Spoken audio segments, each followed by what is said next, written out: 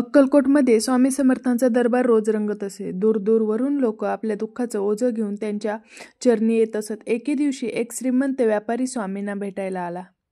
त्याच्या अंगावर सोन्याचे दागिने, महागडे कपडे, वस्त्र, पण चेहऱ्यावर चिंता आणि अहंकार दोन्ही होते. व्यापारी स्वामींना म्हणाला, माझ्याकडे धन संपत्ती सर्व काही आहे, पण माझ्या मनाला शांती नाही. तुम्ही मला शांती द्यावी. स्वामी शांत हसले.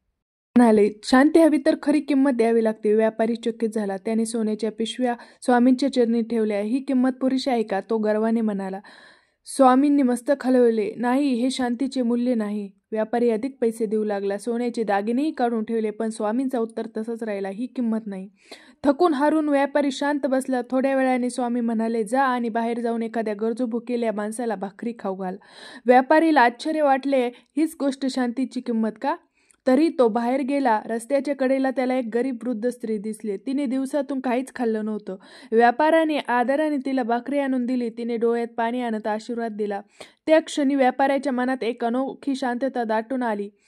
तो परत स्वामींच्या चरणी आला आणि नम्रपणे म्हणाला, स्वामी, आज मला शांतीची खरी किंमत कळली. स्वामी प्रेमाने म्हणाले, खरी किंमत सोन्याची नसते रे. दुसऱ्याच्या दुःखात सहभागी होण्यातच खरी शांती असते. ज्याने करुणा केली त्याला देव भेटतो.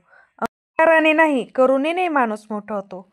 संपत्तीत सुख असलं तरी शांतता, दान व प्रेम यातूनच मिळते.